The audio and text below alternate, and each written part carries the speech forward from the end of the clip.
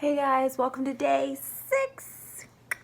You haven't seen my face for a while, so hello. I wanted to talk to you guys about whether you have a hobby or whether you have a business. So let's talk about what a hobby is first of all. Hobbies are things like knitting or golfing or bridge with the girls or lettering like I do and things like that. One thing that makes a hobby is you don't usually get paid to do it.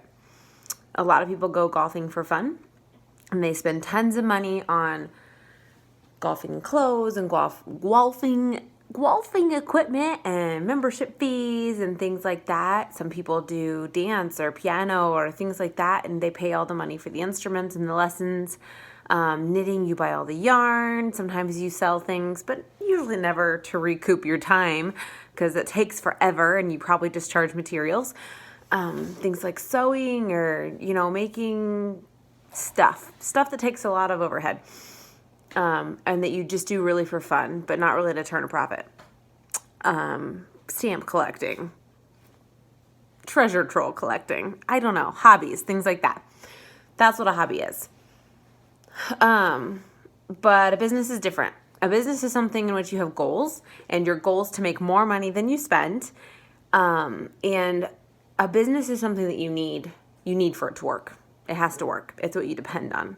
So I just wanted to remind you guys that if you run your Scentsy business like a hobby, it's going to pay you like a hobby.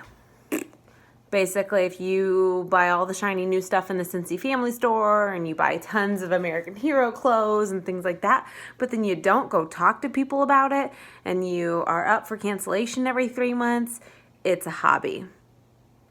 But if that's what you like as a hobby, that's fine. But if you're really wanting it to be a business, you're gonna have to start doing the work that pays you back for what you do, because a business is one in which it has to work. It needs to pay you more than you put in, and you've got goals that you're ready to crush. So I want you guys to think back about the why that you came up with. Does it actually answer the question why? Because a lot of things you're like, because we need more money, because I want some more mom friends, or because I want out of the house, or because I love the products. That's a because. That's a what, but that's not always a why. Why do you need to make extra money? Why do you need to get out of the house? Why are you passionate about the product? A lot of people say they're really passionate about the product, but they haven't said why. What deep down causes that passion? Where's that coming from? The why to spread it is usually deeper than just because it smells good. I want you to dig deeper down in your why. Make sure that what you wrote down as your why actually answers the question, why?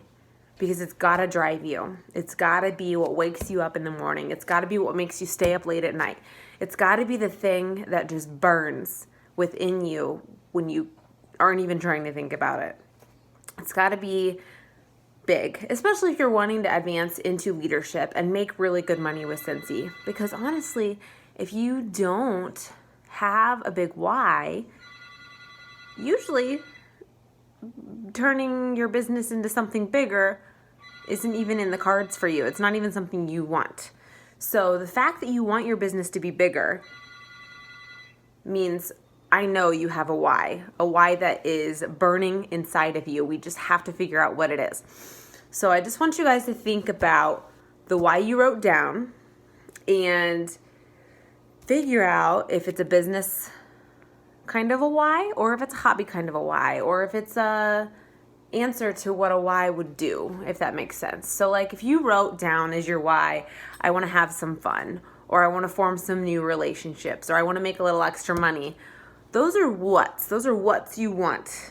I need to know why you're doing that. Why are you working for what you want? Why? Make sure your why answers why. Make sure it breathes fire into you. So go back, revisit your why a little bit. And then what I want you to do for your homework below, put a price on your why. Think about, okay, so I have this as my why. What I wrote was, my why was I want to make sure that in an emergency we're not scared. Or I want to make sure I get my son braces, or I want to be able to get Billy into hockey, or I want to be able to hang out with my friends more, or I want to build relationships. I want to be able to take my family out to a nice restaurant once a month. Whatever your actual why is, and the what, and the whole picture, put a number on it. How much money do you need to make a month to make that happen? How much money do you need to make each month to make that happen? And put it down next to you. And then I need you to figure out how much Scentsy you have to sell to make that happen. And then I want you to look at your list of 100 and remember, you have to be getting samples, catalogs into hands and orders back.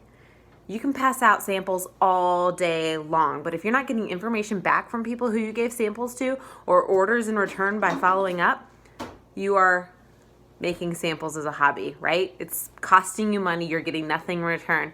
So make sure you're owning the work you're doing in order to generate the income. Some food for thought for day 6. I hope you guys are having a really awesome day.